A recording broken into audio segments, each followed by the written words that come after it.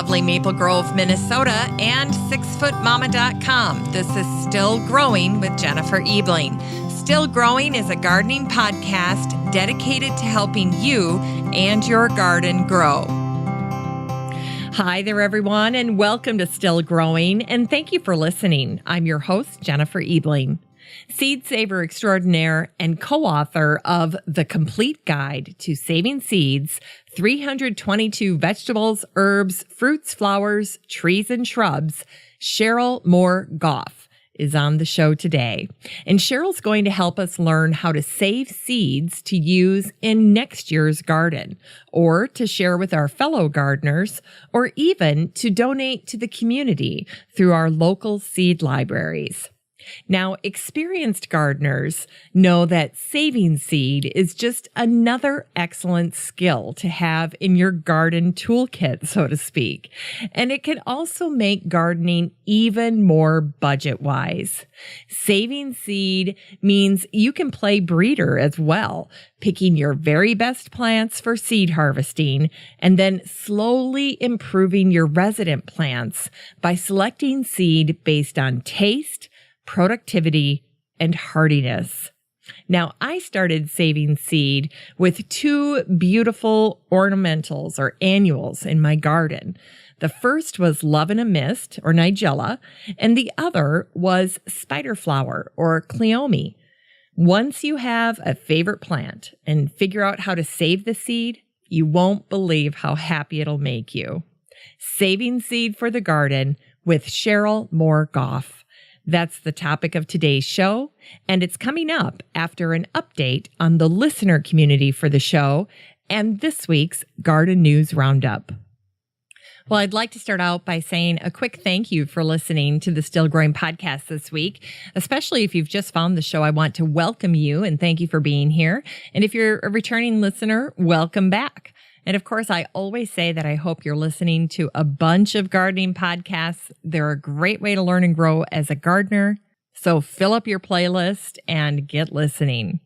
Now, I created something special for this podcast, and that is a listener community for the show.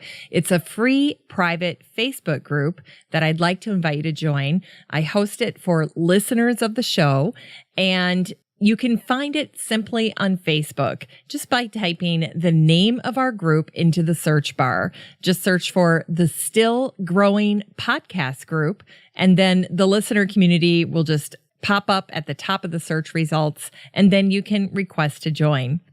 Now, there are a number of benefits that you enjoy by joining the group.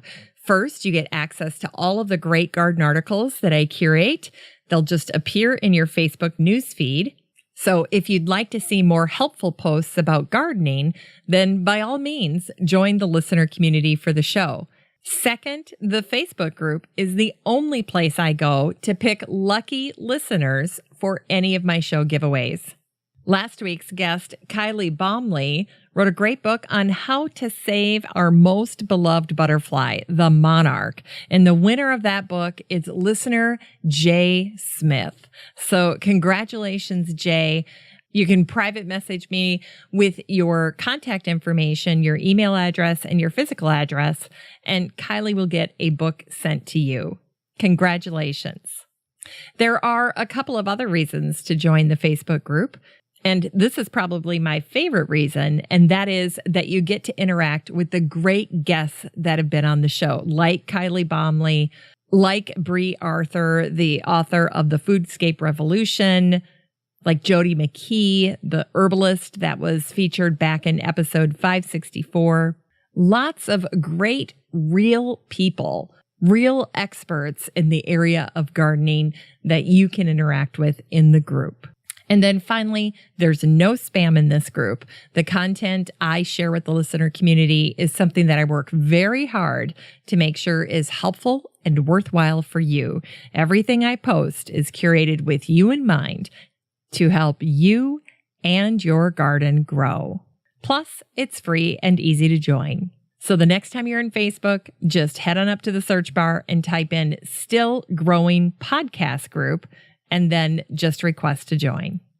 All right, it's time to welcome new members to the group.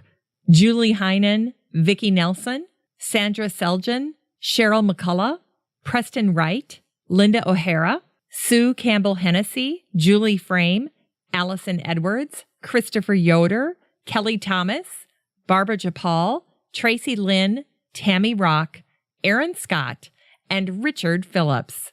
Welcome, you guys. This week, I have a handful of hot topics to share with you from the listener community. Listener Nozomi Aoyama shared a wonderful post. She was asking for a plant ID, trying to figure out the name of an invasive vine, and she happened to take a picture of her gardening gloves, which looked like they had little claws attached to each fingertip. And of course, that sparked a lot of curiosity.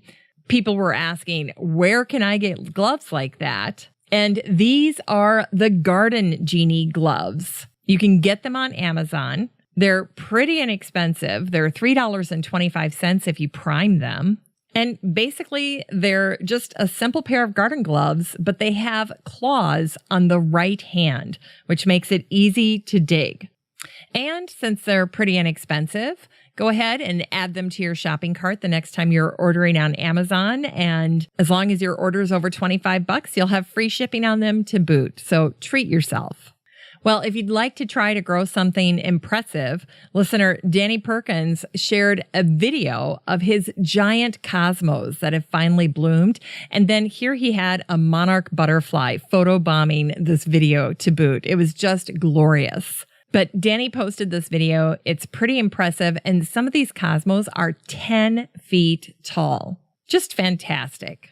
Finally, listener Amy Steinhauser shared a nice post that featured how to make bird seed ornaments for the holidays. The title of the post was appropriately called Tweet Treats. And these would make lovely do-it-yourself gifts for your garden friends this holiday season. Now, if you have comments or questions or suggestions for the show, feel free to call the phone number for the show. It's 865-333-GROW or 865-333-4769. All right, now it's time for the Garden News Roundup. This is a curated group of posts and articles that I've shared over the past week with the listener community in the free Facebook group, the Still Growing Podcast group, and it's made up of a dozen different segments. Now, what's nice about this for you is that you can stay somewhat abreast of the news in horticulture and gardening just by listening to this part of the show each week. And you can easily check out these curated articles and posts for yourself because I share all of it with the listener community in the free Facebook group, the Still Growing Podcast group. So if you hear something and you want to read the full article, there's no need to take notes or track down links. Just head on over to the group and join. All right, we always kick off the Garden News Roundup with a guest update. Past guest Pam Pennick, author of The Water Saving Garden, she was featured back in episode 555, wrote a review of Kylie Baumley's book, The Monarch, Saving Our Most Loved Butterfly. It was a great review, and you can read all about it, plus see some new images over at Pam's blog, simply called Digging. Then past guest Megan Kane, featured in episode 557. She's the creative vegetable gardener. She recently wrote a post called Tips for Tidying Up Your Vegetable Garden for Winter, and she shared it in our group. Here were her 5 tips. Clean out plant debris, mulch all garden beds, cover plants with row cover. This, of course, is for any fall vegetables that you're hoping to continue to harvest from this year and next, such as newly planted garlic, spinach, or perennial herbs. Then, of course, planting garlic. And finally, planting bulbs for more spring color. Now, Megan is a true garden blogger. She regularly posts new content, and some of her latest blog posts might be of interest to you. So head on over to her website. It's called Creative Vegetable Gardener. And the posts I'm thinking about that are extra good for fall gardening are why growing a fall garden is so easy, fresh recipes from the garden for fall, and then finally 8 easy vegetables to grow for big fall harvests. And you can find all of that very simply, very easily over at her blog, Creative Vegetable Gardener. In sustainability this week, thechowhound.com shared a fun post that was simply called Fall Herbs and Spices That Double as Decor. I love repurposing herbs in my house. And of course, this time of year, mini pumpkins, fall squash, autumn leaves are so easily incorporated into your decor. But as this article points out, there are other ideas that could possibly be even easier. You can incorporate things like mini potted herbs for your table. Now, if you do this, you could pick more traditional fall seasonings like rosemary, sage, and thyme. That's the suggestion from Liz Lynch over on My Domain. You can also hang herbs for drying and decoration. Kind of making a little swag over a window, your kitchen window. That's perfect. They had a great idea of wrapping a candle with cinnamon sticks and then tying it together with a simple piece of rope. And there were other ideas as well. Lots of nice, simple activities to get you started and inspire you.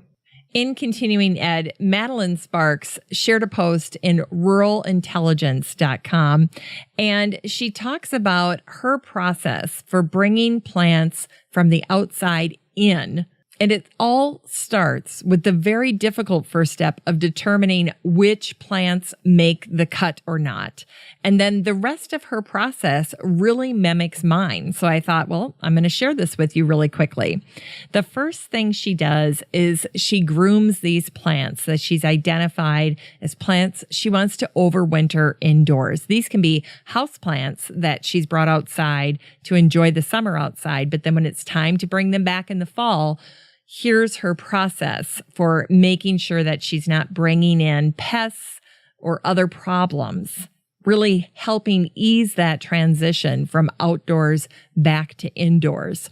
The first thing she does is groom these plants. I do the same thing, simply going through the plants and removing any debris or dead leaves, things like that. Check the top of the soil. It's a great time to make sure they get a little spruce up. I'll take a pruners and just snip off any dead areas of the plant, and then as well as just kind of tidy it up, make it look good again. I brought in an aloe plant that had some stalks that were just kind of leaning over funny. I got rid of those, and then I took care of some of the tips that had browned. All of that came off, and just a general haircut, a spruce up for that plant is a great first step.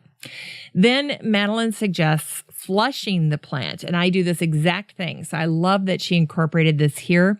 What she does is she takes the end of a hose sprayer and she sprays the soil with at least a gallon of water to flush out minerals and salts that might have accumulated. And it also can force out or drown some pests that are in the soil.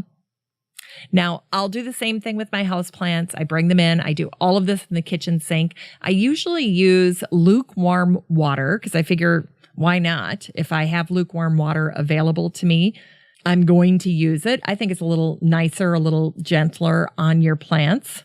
It also can kind of wake them up a little bit here in Minnesota because the air temperature gets so cold that I'm usually bringing my houseplants in when it's around 50 degrees outside. So it can be a little chilly out there. And that nice warm bath when they first come in is a nice way to welcome them back indoors, don't you think? Now, what I'll also do is incorporate a little dish soap there. Just cleaning the leaves off very gently, doing a very good rinse, and then letting them drip dry. Anyway, I really enjoyed this post by Madeline. There's a few other tips here that you can go ahead and read for yourself. And don't be fooled by a sudden snap of warm weather. Sometimes we can get a little lazy when it comes to bringing in those plants, thinking we have more time. But if we know anything about late October and November, the weather can turn very suddenly. So if you have plants that you want to bring in, now's the time to do it. Do it the right way. Take your time. Don't be in a hurry. Your plants and your future self will thank you. In the How to DIY segment were 3 really great articles. The first was by James Wong, and it was featured in The Guardian. It was simply called How to Treat Your Terrarium. My mom actually sent this article to me because, of course, she knows I love terrariums. I have a number of them in my house. And I thought James makes a very good point in his article. He says this, 99% of the terrariums I see today are just too small, way too small. They don't either have enough air space or enough soil space, usually both, for plants to root properly or to produce new leaves or flowers. Aside from physically fitting your plants in, the bigger volume of air in your container, the more functional its microclimate will be. This is an excellent point. And my best performing terrariums are my larger terrariums, I have to say. And my favorite place to source these containers is still Goodwill, thrift stores, things like that. And I look for large vases, large pieces of glasswork, or even old lamps that I can repurpose the globes into terrariums. And I'll also just say this, you can follow James on Twitter. His handle is @BotanyGeek, and I really love his tweets. Also in the How to DIY segment was a great post from Pith and Vigor. This one was from Rochelle, and it's simply called How to Be Your Own Garden Designer. Think like a curator. And then here are her tips for how to think like a curator. Tell a story. Remember that your garden is a story. So are you telling a story about color or material, or maybe there's a more personal thread that runs through your garden?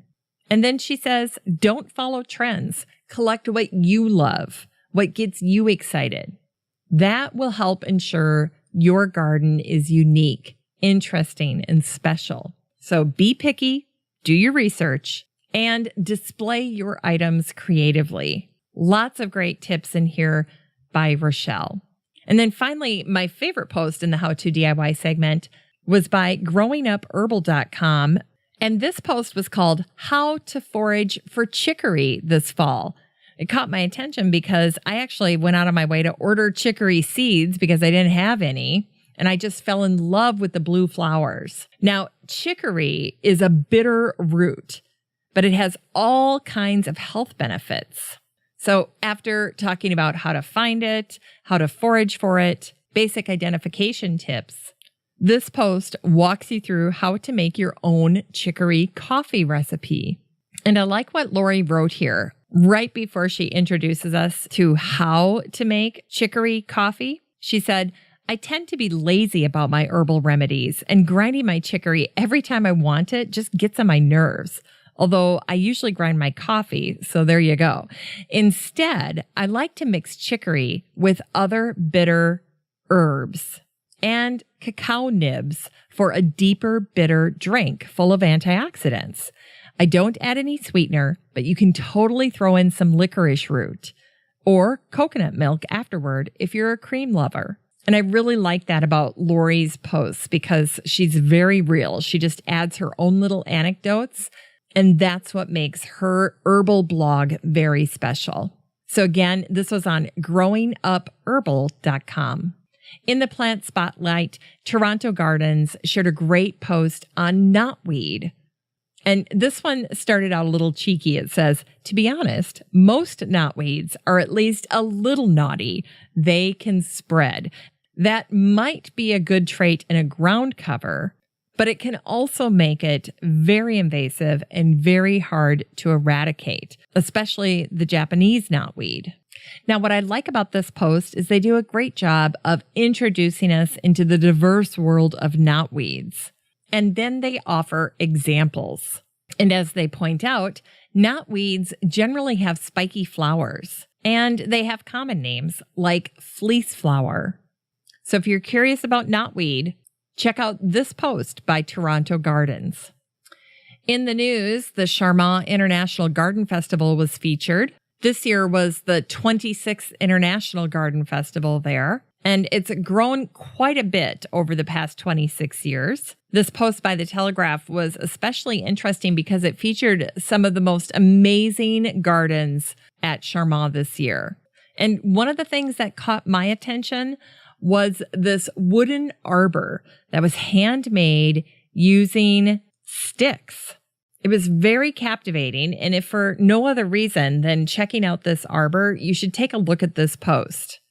The Jersey Journal shared a beautiful image of a kaleidoscope of monarch butterflies that were swarming over trees.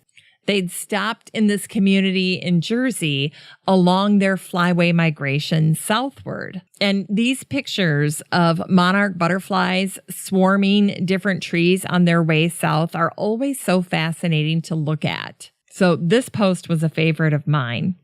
I found a number of posts featuring giant pumpkins that are usually around 2 tons in many of these articles. This year, a grower in Rhode Island was the first in the world to achieve a trifecta in the hobby of growing gargantuan food. He has world records for heaviest pumpkin, longest long gourd, and now the heaviest squash. So this is Joe Jutras, and he got his 3rd award during this past weekend with his giant squash that weighed more than a ton. This is something he's been working on over a decade to achieve. He just specializes in growing these giant vegetables. And next, he's thinking about the bushel gourd. He said that the record is currently 279 pounds, so he's trying to beat that record. Heading into the Dream Guest segment here was a very captivating post by Kohler and Dram, featuring their custom garlands that they ship all over the world. And the images of these garlands were super inspiring. Listener Sue Luftig said that she worked in a beautiful home years ago, and the designer put a simple drying rack over the kitchen windows. It was just a board with pegs, but then she hung bunches of herbs and dried flowers. It was just so simple and so beautiful that she was going to try to recreate it again. And that's what the image of all of these custom garlands, some were seasonal, some were herbs, some were just these unique combinations of flowers and different cuttings from trees and various ornamentals. It was just beautiful. And then as luck would have it, listener Amy Steinhauser said that she knows one of their best designers. They happen to be based here in the Twin Cities, and she's going to put me in touch with someone from Kohler and Dram. So I'm really looking forward to that. So thank you, Amy. In Science this week, I shared this article that I had discovered in my local newspaper. It was called Birds Raise Their Voices to Be Heard. And it turns out that human-generated noise affects how birds communicate. And the article ended with this very thought-provoking paragraph. Of all the problems birds face, urban noise seems to be intractable at best. This is not an endorsement of an 18th century lifestyle. The world is what we've made it. Unmaking it is unlikely. Birds will cope or they won't. In shopping this week, I stumbled on a planting design course that's offered in association with Gardens Illustrated. And the course focuses on Pete Odolph's gardening style. For $320, you get 4 lessons. It's taught by Noel Kingsbury. And here's what you learn. The technical detail of Pete's signature style, using plants that are predictable and long-lived, perennial meadow planting, a detailed practical course covering all aspects of this planting style taught by Michael King, and gardening with grasses, which takes a detailed look at this critical element of Pete's planting palette. And since this is an online course, it can be watched anywhere in the world, and I thought it would make a great Christmas present for a gardener. So keep that in mind if you're looking for something special.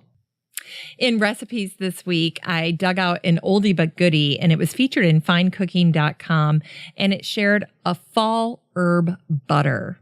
This compound butter features almonds, and they offer a toasty counterpoint to the herbs that are in this savory butter, like parsley, thyme, and sage. Anyway, it's one of my favorites. It's an oldie but goodie. And then foxeslovelemons.com shared a slow cooker recipe for autumn chicken and apple cider chili. This one is a simple soup, but it also has a surprising depth of flavor from fall herbs and apple cider. So that was shared in the Facebook group as well. And again, that's from Foxes Love Lemons. Finally, the organization called Thrive out of England shared a very moving post, and it features one of their employees named John Wetherall. Now, Thrive is an organization that uses gardening to change lives. So they employ horticultural therapists, and they really work to help people get back on their feet. This article made the inspiration segment because I found it so very moving. I'll read you this excerpt. Gardening helped Thrive employee John Wetherall find a way back into society following 2 decades of isolation, homelessness, and mental ill health. John was a gifted student studying music at Cambridge. However, he struggled to make friends, and after graduation, he retreated into himself, becoming homeless and withdrawing further and further from society. By the early 90s, John was living on the streets and wandering the length of the country on foot, convinced he was under CIA surveillance. With these and similar paranoid delusions dominating his every waking moment, he was eventually hospitalized in 1995 with a diagnosis of schizophrenia. Accommodation was found for him in a hostel run by the homeless charity St. Mungo's. But 6 months later, he was still struggling to readjust to civilized life, slowly becoming accustomed to using a knife and fork again, taking regular baths, and even sleeping in a bed, which he hadn't done for many years. He was then introduced to Thrive by a housing support worker, and he started gardening with them in Battersea Park. John says, "This was the first time in 20 years that I got to experience ordinary human affection in a social group. The horticultural therapist talked to me on an equal level, a sense of common humanity, which is sometimes missing in the psychiatric system. I started mixing with all kinds of different people, those with learning disabilities and physical disabilities. I worked with one Thrive volunteer who was a published author, and she encouraged me with the poems I was writing. Because of the physical tasks shared in common, I found myself bonding naturally with the others. Lunch hours were as helpful as work periods. Silence was as helpful as chatting. It felt almost as though the garden were absorbing people's problems and anxieties." This article goes on, but I found it so very moving. And it just really speaks to the power of gardening to help anchor us in the world and help us connect with each other and ourselves. There's another 2 pages left of John's story if you'd like to read it. I did go ahead and share it in the Facebook group. I think you'll enjoy reading the rest of John's story. So make sure to track that down when you get in the Facebook group. Just search for Thrive.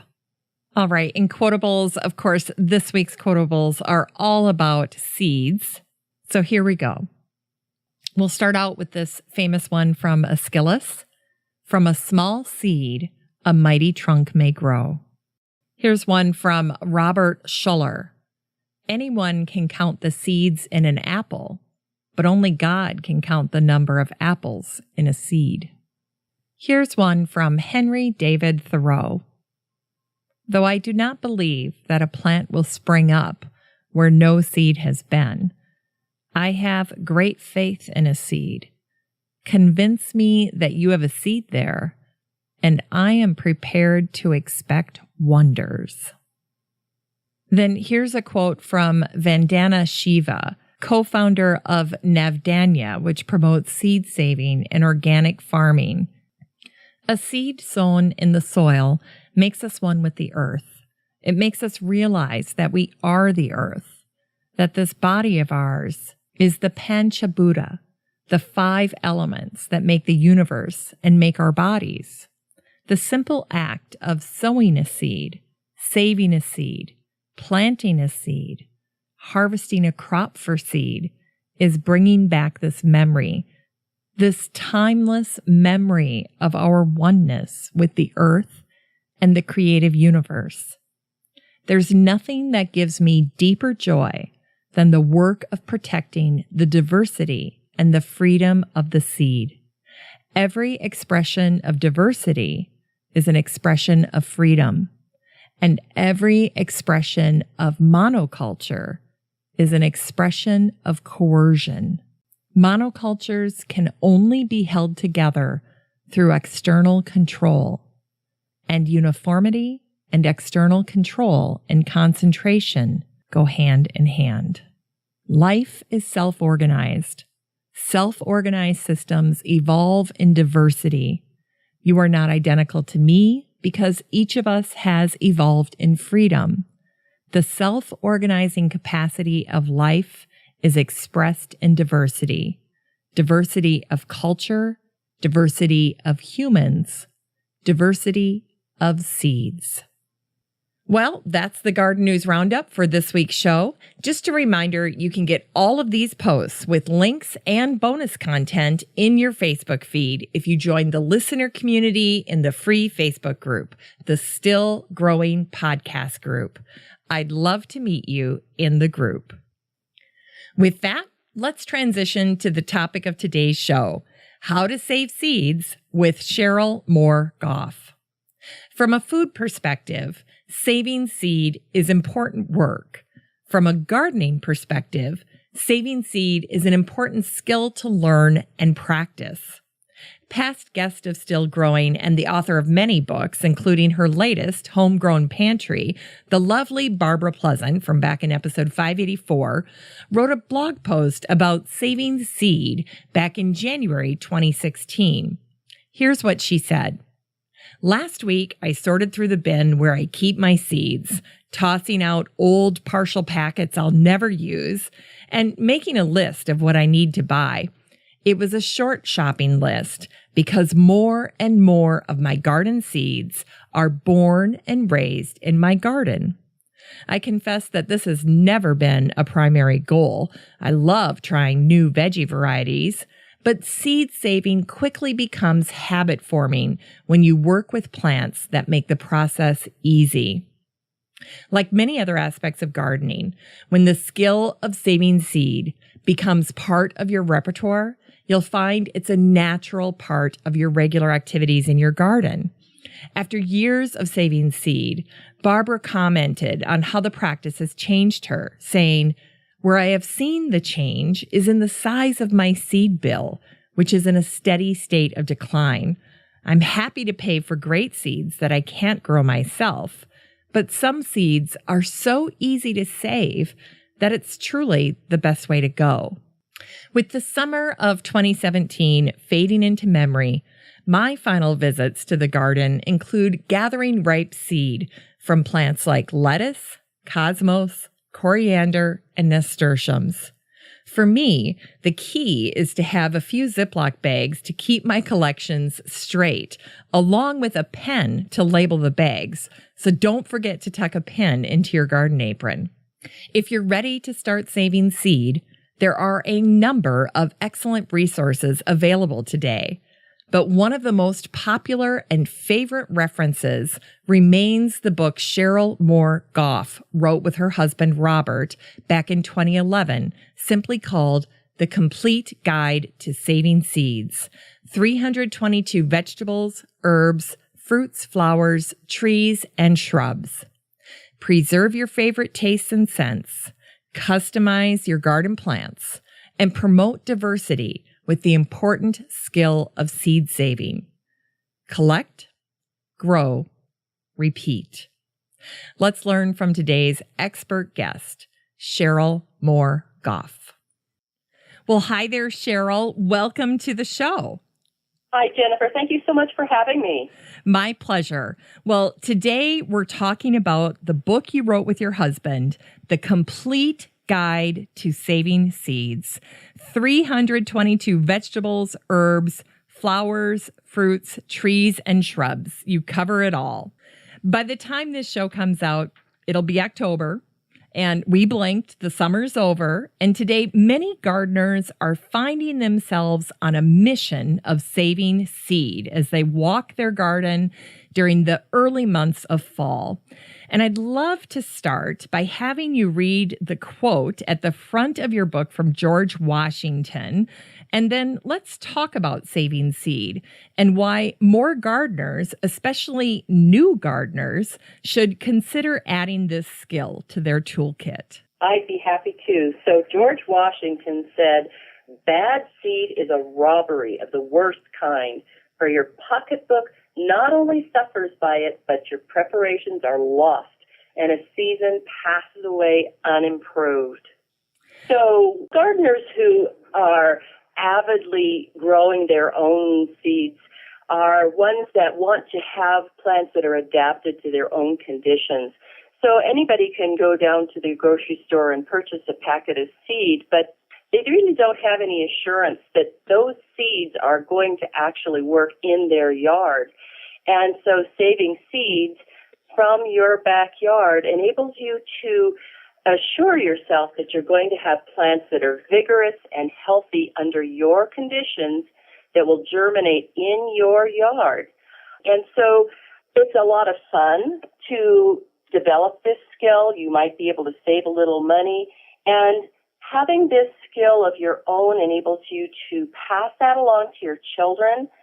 Teaching your children where your food comes from is a huge thing as far as I'm concerned. I think we have a couple of generations here in the United States where the food chain was disrupted and people thought that their food came from the grocery store.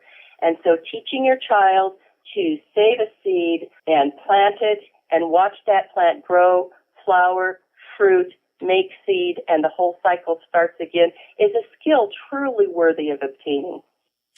You know, you're very right. My own children and I often do family meetings. We'll have family meetings. My husband travels a lot. And so when I want to get their attention, I'll say, let's have a family meeting. I want to talk about this.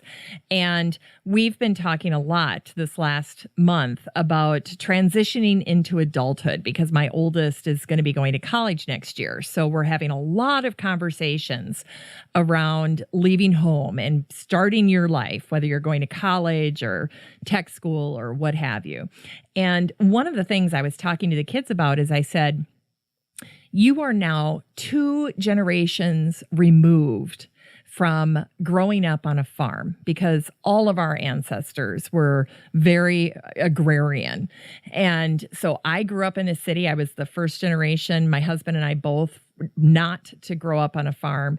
And now my kids are so far removed from growing up on a farm, they have no idea what farm life is like for kids, all of the chores, all of the work, the fact that, you know, the family's really working together.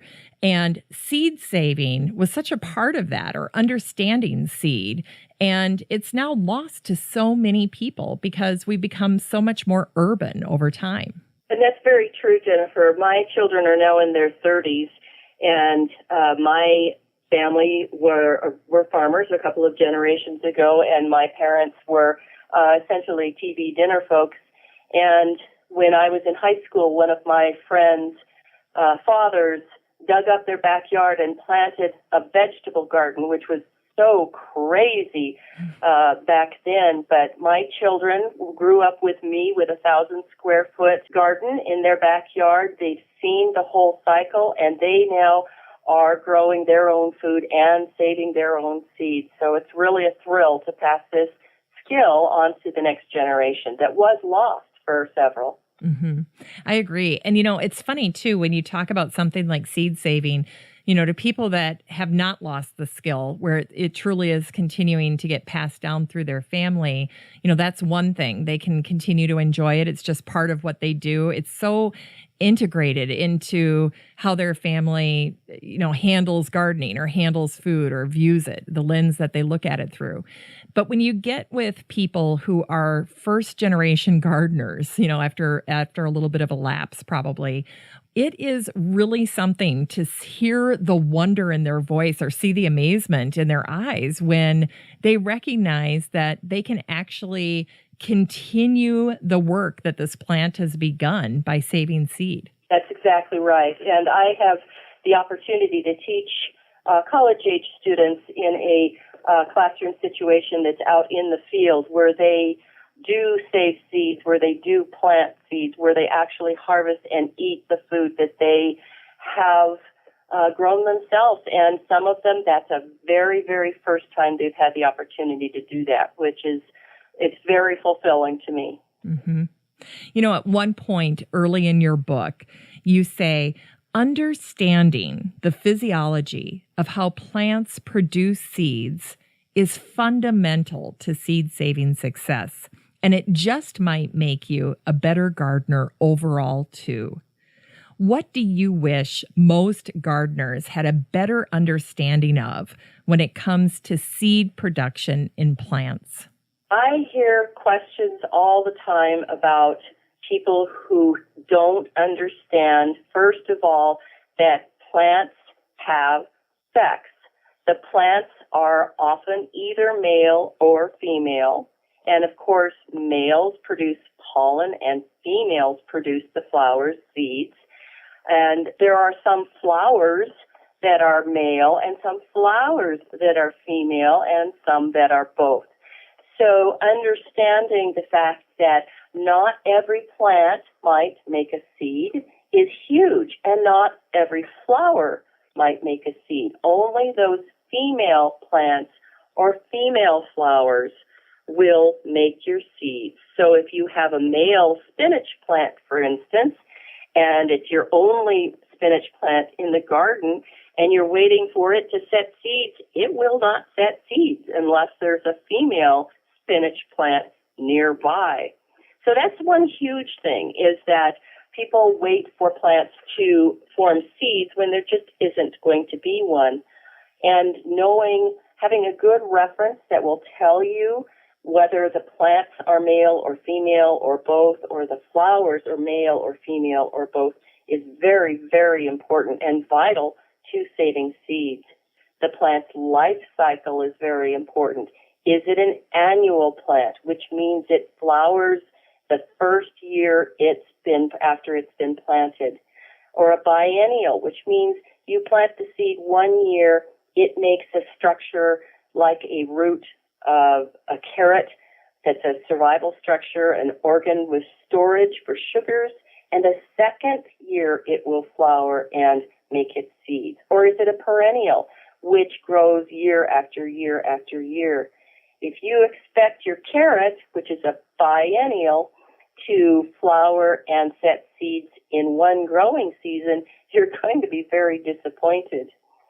Another and final thing that I wish people understood, and that is that some of our plants will cross unexpectedly, even with weeds. For example, if a lettuce plant in your garden is flowering and pollinating, and nearby there's a weed called prickly lettuce that is also flowering and pollinating at the same time, there is the potential for those pollen grains to cross. And then you'll end up with the weed pollinating and fertilizing the lettuce. And if you save those seeds and plant them the next year, you're going to end up with a plant that's not at all what you expected. It will be a cross of a weedy plant with a lettuce plant and may not be edible at all. I really liked how on the bottom of page 25, you created this lovely little highlighted box that's simply titled Best Bets for Beginners. Could I have you share some of these quick wins for gardeners who want to try their hand at saving seed? Because this is such a great starting point for folks. Absolutely. One of the things that I would encourage people to do is to know what is an easy easy plant to save seeds from. There's nothing more frustrating than deciding you want to save seeds from a linden tree, which requires special germination requirements, and it would probably fail. So trying something easy to start with is a really good idea. For vegetables, for instance, I really recommend that people try beans or lettuce. Peas are also easy, as are tomatoes, which is a real surprise to a number of people. Tomatoes are very easy to save seeds from. For herbs, we have cilantro, which if you've ever grown cilantro, or dill for that matter, it bolts and goes to seed very readily in your garden. Also, marigolds and parsley are quite easy to save seeds from. For flowers, annual flowers, and I stress annual flowers, it's important that you not try to get something that's a perennial. We have poppies and pinks, which are also called dianthus. Snapdragons are a snap. Sunflowers are easy, and sweet peas are extremely easy to save. As far as trees and shrubs, they can be tricky, but there's nothing easier than saving an apple seed. Now, an apple seed will typically readily sprout and grow, but you won't be seeing an actual tree from that seed. All of our apple trees are actually grafted, and so the seed will germinate, it will sprout, you will have a plant, although it won't grow any apples for you. There's another fun insert in your book that made me chuckle, and it's called Where Does the Root Go? And it's on page 35. It made me smile because on the one hand, we often marvel at plants. What are they capable of? And at the same time, we expect so very much from them. This story showcases the trade-off between seeds and roots. Let's have you read it and then comment on it on the other side. I'd love to hear your thoughts. I'd love to. If you've ever overwintered beets for a second season's growth and then uprooted one of the plants after harvesting the seeds, you may have been surprised by the puniness of the root. Where did the beautiful round red beet root go? A biennial plant forms a taproot and a rosette of leaves in its first year of growth. All through the growing season, the plant stores up carbohydrate reserves in its taproot. Its biological strategy is to use those reserves for early growth the following spring. Thus, when we harvest a biennial root crop at the end of the first growing season, we're taking advantage of the plant's strategy for our own benefit. We get the food value that the plant intended for their own regrowth. If you overwinter or replant beets or any biennial root crop to grow for a second season, the plants use up the reserves in their taproots early in the season. After that, the plants rely on small lateral roots to collect moisture and nutrients. Thus, by the time your beautiful beet plant forms its seed stock, the main taproot is dried up, shrunken, and not fit for consumption unless you're a wireworm. The moral of the story is you can't have your seeds and your roots too. So what I think that this says to me is many of us think that plants are on this earth for our benefit, but they're actually there to reproduce and make seeds. So when we think that we're going to be able to eat a beet and get its seeds, it's just not going to happen. When we consume the beet in the first year, we're eating up all of those carbohydrates that the beet intended to reproduce and make seeds the very, very next year. This is where truly understanding the life cycle becomes so important, and thus the saying, you have to grow it to know it. That's right. Chapter 4 of your book covers seed storage know-how, and you introduce a few tidbits I think many gardeners eventually wonder about. First, how long do seeds really last? And second, what about all these stories we hear of archaeologists discovering old jars or containers with seeds in them? Can seeds really last for thousands of years? Well, no, not typically. Most vegetable seeds, for instance, last from 3 to 10 years, although they can last longer under special conditions, and that's where their storage vaults come into. But even the storage vaults that save the seeds, that store the seeds for us, do rotate their stock, because the older the seed gets, the less vigorous the resulting plant is going to be. The key 3 words for seed storage are cool, dark, and dry. So when you're storing your seeds, if you want to let them last for a long time, cool, dark, and dry.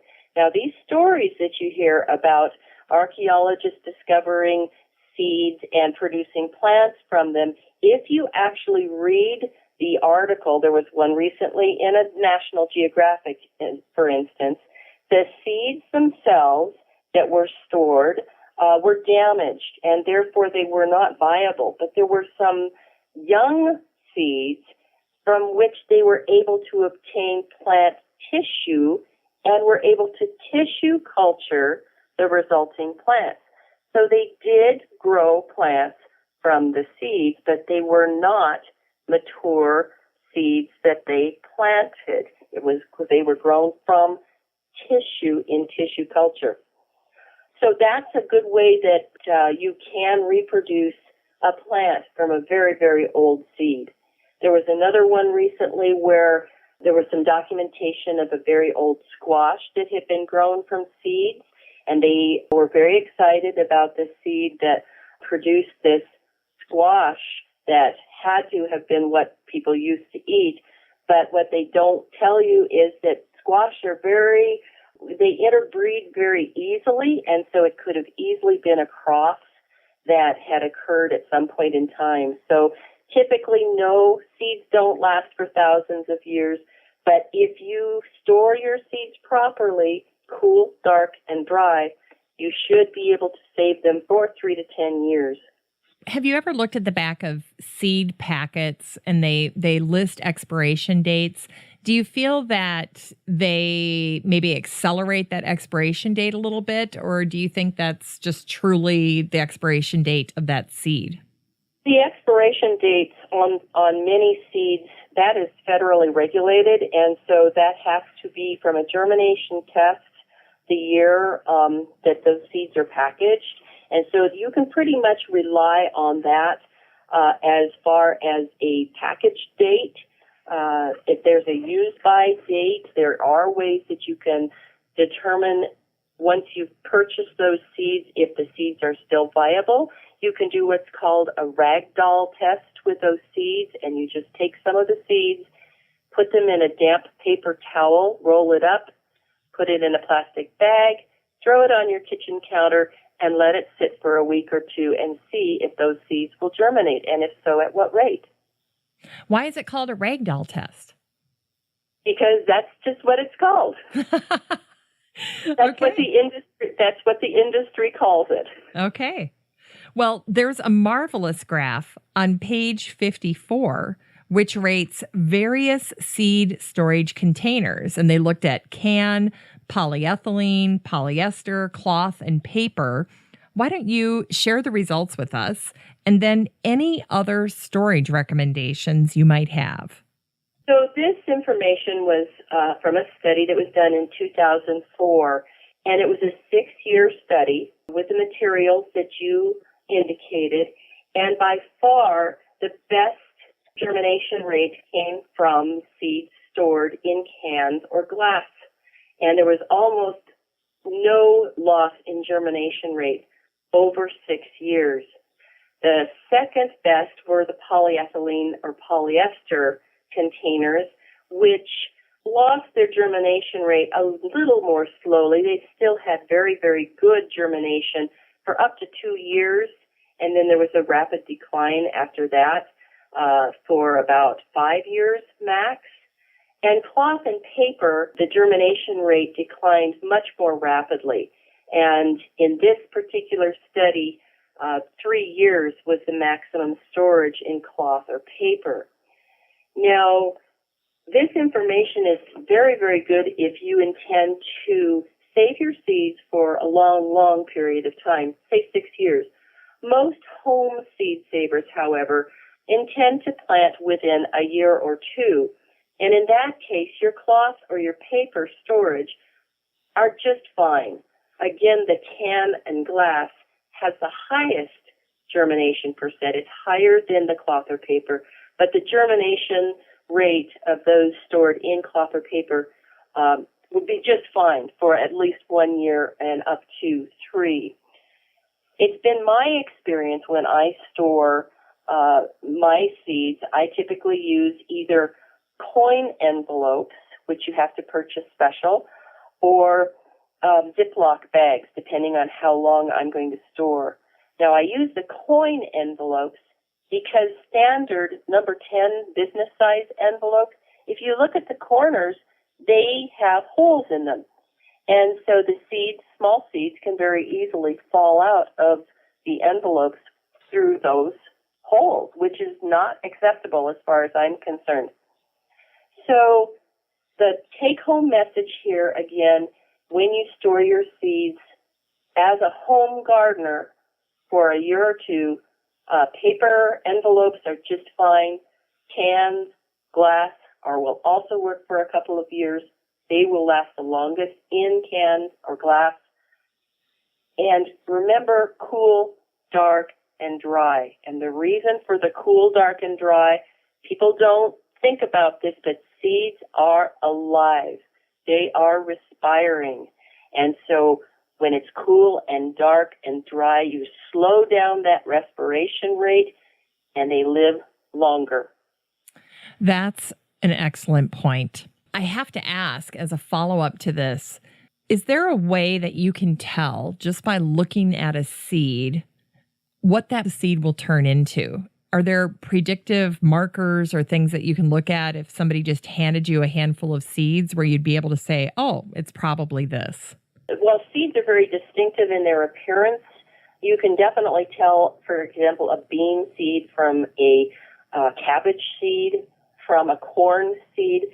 However, the brassicas, the family of the Brassicaceae, which includes cabbage, kohlrabi, broccoli, Brussels sprouts, those seeds are identical.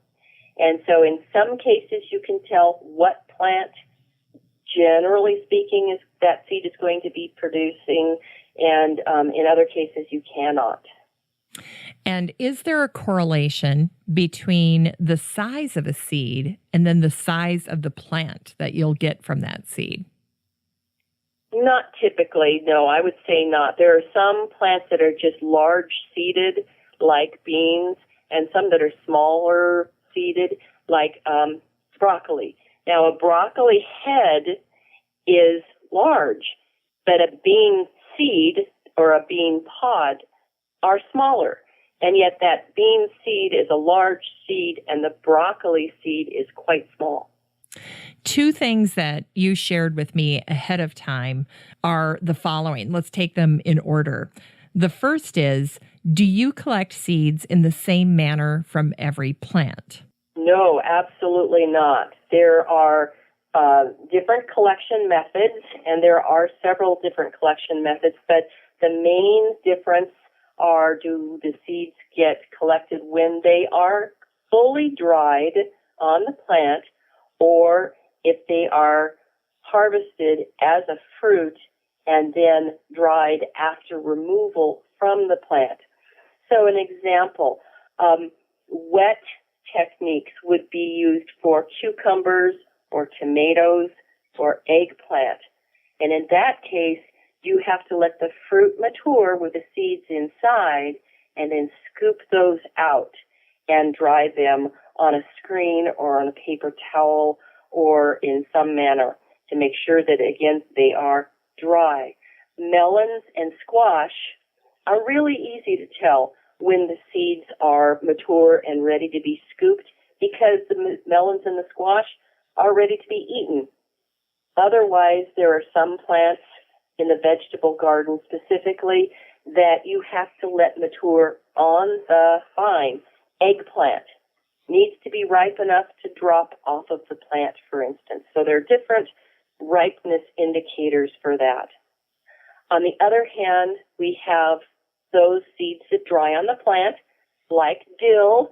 If you've ever grown dill in your garden, you know that it's going to be dry and it will shatter in your garden. So you know that the dill is ready to be harvested when it shatters, and you can actually keep that from happening by bagging the head as soon as the flowers have been fertilized, so that'll contain the head and the seeds and keep them from dropping on the ground. Beans, peas, and the cabbage family are all collected when the seeds are dry on the plant. And then they need to be further dried for a couple more weeks on the plant after they have matured and turned brown on the plant. So again, the key here is a mature plant, a mature seed, and dry before storage. So we need to do a good job of being patient when we're collecting some of these seeds. That's very true, Jennifer. That's very true. If you collect seeds before, again, speaking of vegetables, before that vegetable is fully ripe, your seed will not germinate. Cucumbers, for example, when we eat cucumbers, we eat them when the fruit is immature. A green cucumber that has that succulent, delicious, moist flesh and small seeds is not ready to have those seeds saved.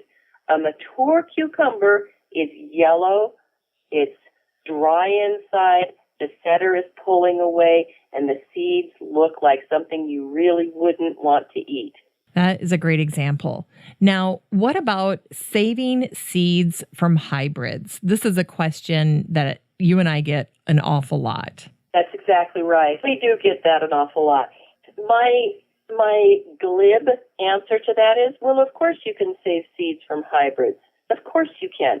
But if you do, you have to understand that the plant that those seeds produce may not be the same plant that you saved the seeds from.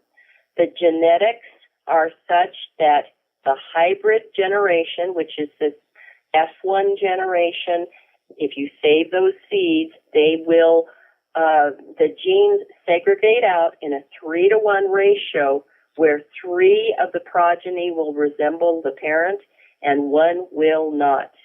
And the genetics are such that it may be even more unpredictable if you continue to save those seeds. So if you want to have seeds saved that will produce exactly or very, very closely to the plants that you saved from, it must be what's called an open pollinated or cross-pollinated variety, which is what heirlooms are, and not a hybrid. I enjoy the conversational way Chapter 5 starts out. It's called All About Germination. And here's what you wrote. This is what we've been leading up to all along, folks. If you can't get those seeds to germinate, you have invested much time for nothing. Mother Nature can be an unpredictable gardening partner when it comes to germination.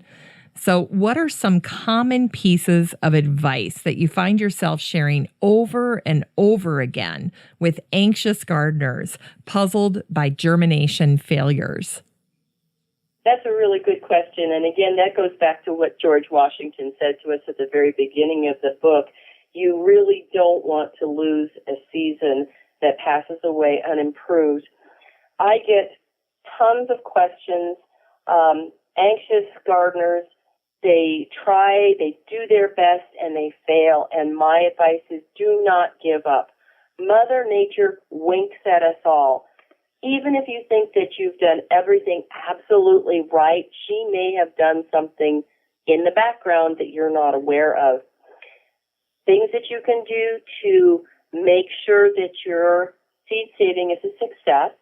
Harvest at the right time. Make sure that you know the ripeness indicators for the plants that you're saving seeds from. Be sure the seeds are dry enough before you store them. If you save seeds that are not dry, they will rot.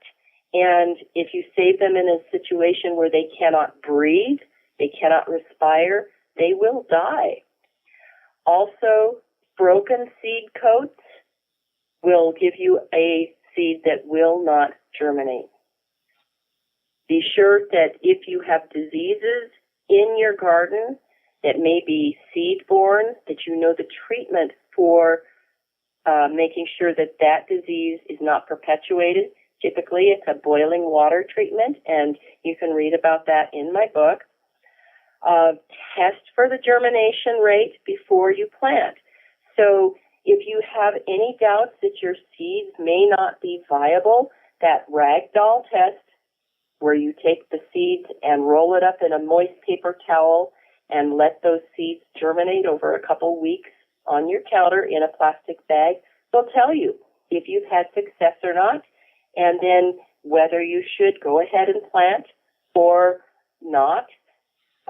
Again, some seeds have complex dormancies that need to be overcome, and you typically see this in perennials, woody trees, shrubs, and plants such like that.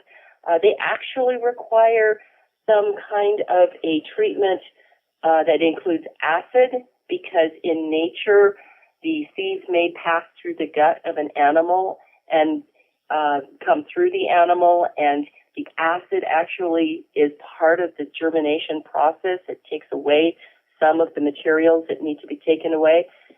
We have to emulate that in order for those particular seeds to germinate.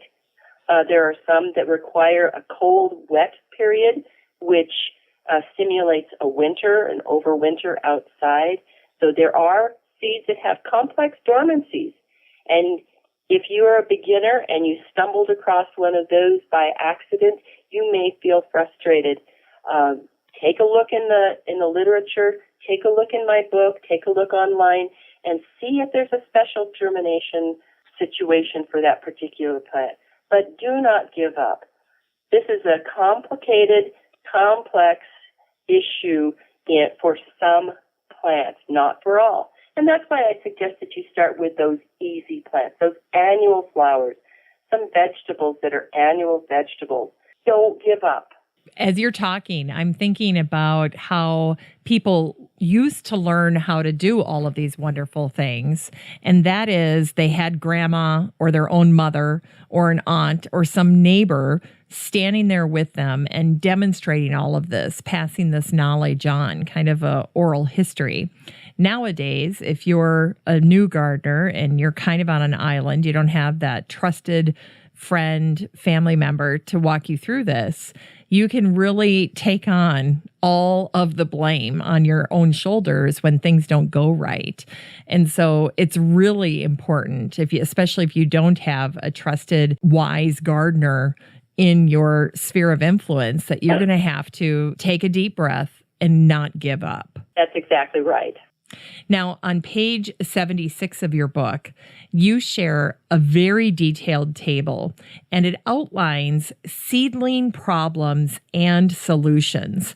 And I loved this chart so much, I thought Cheryl should make this into an infographic and share it on social media, because it's so very helpful. There's so much good information in this table. And it's everything from, hey, my plants are leggy, my plants are spindly, or my plants have bleached leaves, or they're stunted. And then you share possible causes and corrections to address these various issues. So in a sense, it's like having the wise gardener standing beside you, looking at your plants going, this doesn't look quite right. Here's probably what we need to do. So gardeners are constantly forced to play detective. What's going on with my plant? But it's difficult if you don't have that frame of reference or you don't have an expert living nearby. So do you have some tips and tricks for us? Some things that you immediately connect in your brain when you see certain plant problems. If we could dig inside Cheryl's brain and just have you pour out some of this wisdom, especially when it comes to that early germination, things that can go wrong, things that you immediately connect in your brain. What would you share with us? Okay, Yeah, this is a fun table, and it is specifically when you're growing your own transplants. So these are things that can go wrong in your home when you have seeded into flats or into containers, and you're trying to grow these transplants while the snow may be flying outside. We often see leggy, spindly plants. Now, one of the biggest problems that people that are growing plants inside is they don't have enough light. They think that putting their container that has the seed in it in a window will be adequate light, and typically that is just not the case. So we see leggy, spindly plants when we have not enough light. Also, if you're watering too much or too little, if you're fertilizing too much or too little, if you neglected to thin, if you have lots of seeds that are all coming up all at once and you have not taken a few of those out because they're competing with each other for nutrients, for water, for light, they're going to be leggy and they're going to be spindly. So you can use your scissors, don't pull them out by the roots, and thin those little seedlings. We also have plants that are stunted, and stunting is usually nutrient deficiency. There is information available that tells you how much fertilizer you should be giving to your seedlings. If you don't give them any at all, you're probably going to have a little bit of a problem because seeding media doesn't have any nutrient charge unless it says so specifically on the label. We also have seedlings that collapse right at the soil surface. They'll literally just fall over, and that is often a fungal disease. And we see fungal diseases frequently when people go out to their garden and use that soil to start their seedlings inside without sterilizing the soil first. And that can be done in an oven at 100 degrees for about 3 hours if you feel like you need to use your own soil. Don't use soil that hasn't been sterilized. We also can get algae on the growth on the medium, which can be a medium mix that maybe is old, maybe you watered too much, bleached leaves. In other words, the leaves of your seedlings turn white. Now, that can often be because you've got your lights too close to the plant. You need to have lights close enough to the plant, say 2 inches above the canopy in order for them to get enough light. But if you have incandescent bulbs in your mix, they also give off heat. So they have to be further away from the plant or else they'll turn those cotyledons and the new leaves white. One of the biggest problems that I see is that people start their seeds too early. If you live in an area where there's frost, you need to know when the average last frost date is, and you need to know how long in advance you should be planting your seeds so you don't get going too early. You've saved your seeds, you're so excited about getting them into the soil, and you end up planting them in January when your planting date outside is June, and it only takes 6 to 8 weeks usually to make a good transplant. Once again, that patience is paying off in spades. That's exactly right. I have to ask, you mentioned when you were talking about seedlings, don't pull them out by the roots, cut them with a scissor. Why is that? Oh, that's if you have seedlings that are coming up close to each other, their roots are even closer. They could be entangled with each other, and by pulling up those plantlets by the roots to thin them, you could be damaging the roots of their neighboring plants.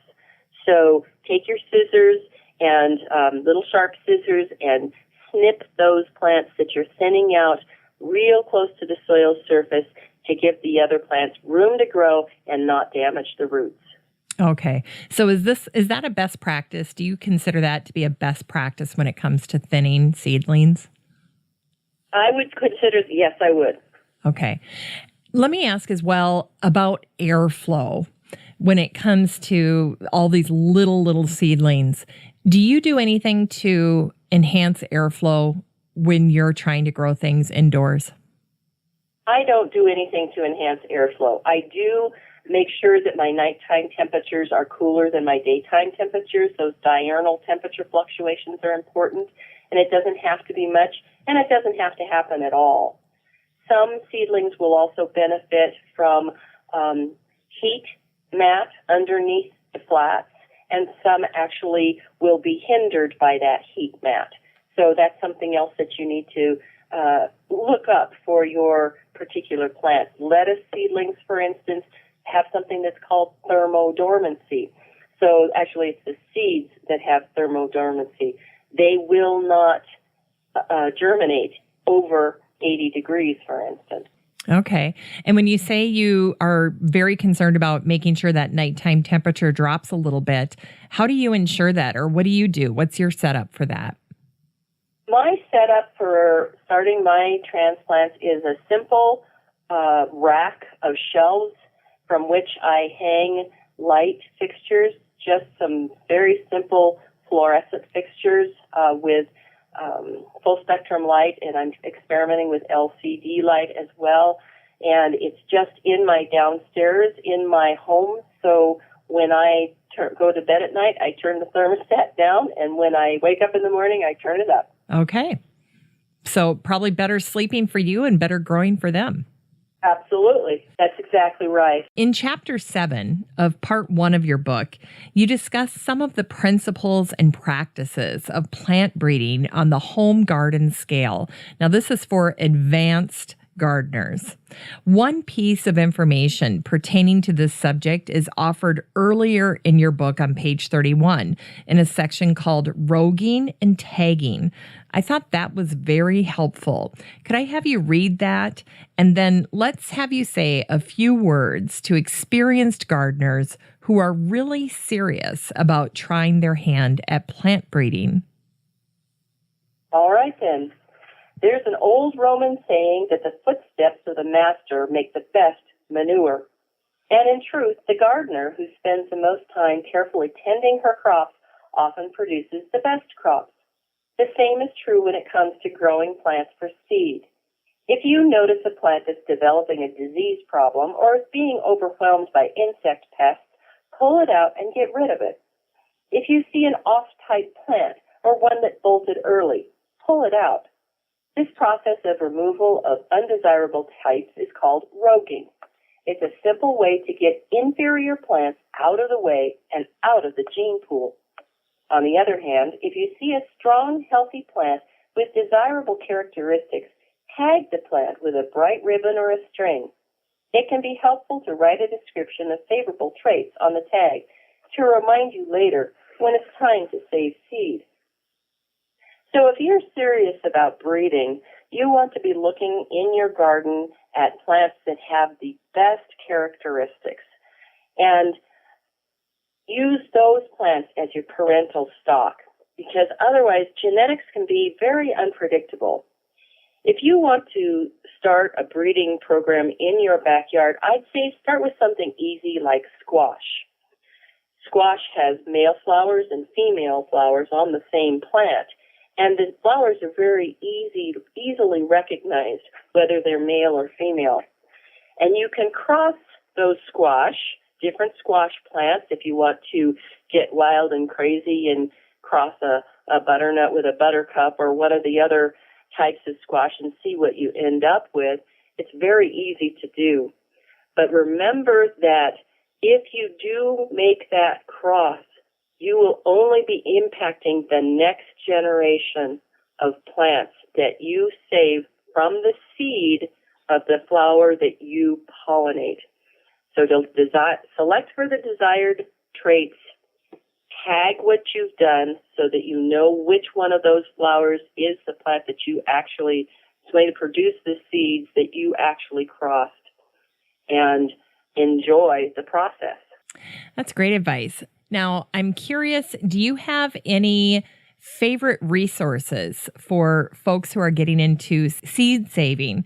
some things that you have in your own toolkit at home that you just think, oh, these are great resources for people and they should use them? Of course, my book. I refer to my book all the time because there's so much information in it that you can't keep it all in your head as far as all of the different treatments and so on. The internet is wonderful as far as resources are concerned.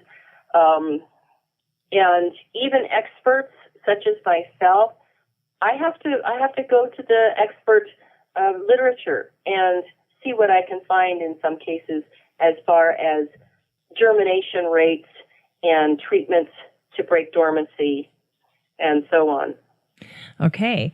And do you have any final words of encouragement for gardeners who want to save seeds for their 2018 garden? Yes, I do. First of all, you will need to start thinking and planning early.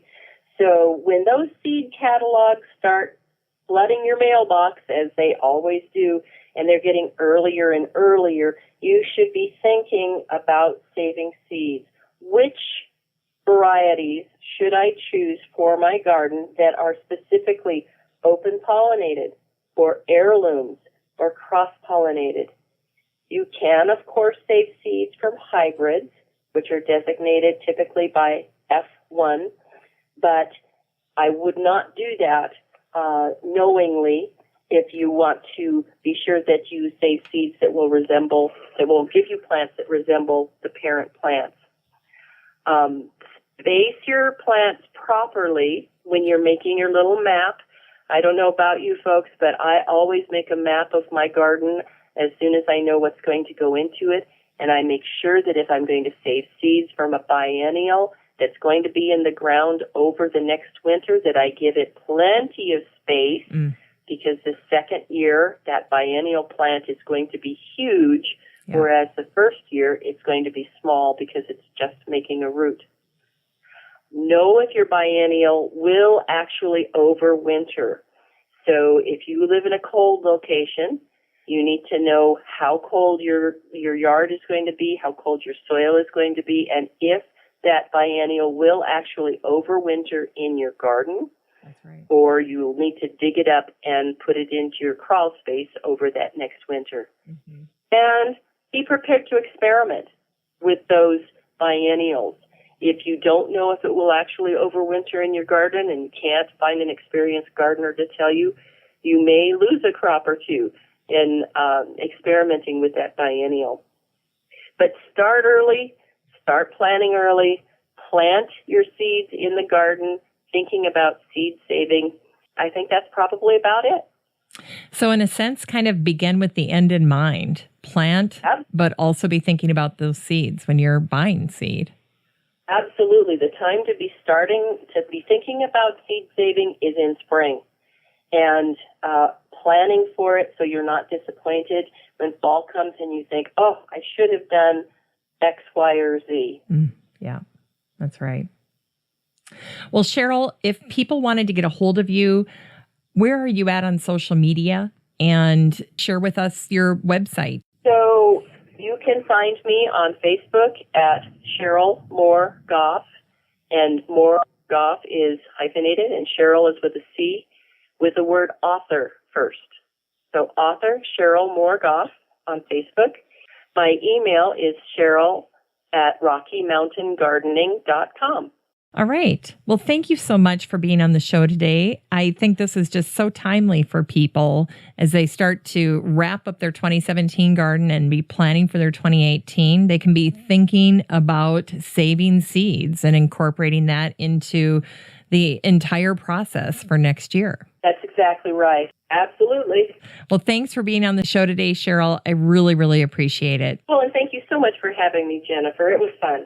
Well, that's it for our show today, featuring Cheryl Moore-Gough. I hope this episode helped you better understand how you can save seeds from your garden to use in next year's garden, to share with fellow gardeners, or even to donate to the community through our local seed libraries. And if you'd like to hear more from Cheryl, you can check out her 2-minute daily radio program, which can be heard via podcast at northernbroadcasting.com. On the Listen tab, just click on Northern Gardening Tips. Just a reminder, I'll have all the generous information that Cheryl shared on the show today under the Still Growing podcast page on my website over at 6footmama.com. That's the number 6, FTMAMA.com. I'd like to thank my team at Podfly Productions for helping me produce this episode, my editor and project manager, Eric Begay, and my copywriter, Ayn Kadina. I'd also like to thank the women who make up my listener advisory board, Beth Engel Gardens in Illinois, and she works at Griffin, a national brokerage firm and one of the finest companies in horticultural service. And Beth is also a board member of the PPA, the Perennial Plant Association. Denise Pugh Gardens in North Mississippi, and is a contributing writer to Mississippi Gardener magazine.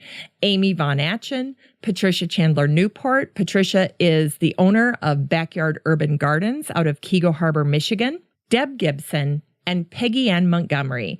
Peggy Ann is the brand manager over at American Beauty's Native Plants, and she was also featured on the show back in episode 553, talking about how you can incorporate more natives into your garden. I'll sign off today with this question. What seeds can you save from your garden this year? Start simple with easy seed-saving crops like lettuce, tomatoes, beans, peas, basil, or some of your favorite flowering annuals. Have a great week, everyone. Still Growing with Jennifer Ebling is a 6footmama.com production made in lovely Maple Grove, Minnesota. Still Growing is a weekly gardening podcast dedicated to helping you and your garden grow.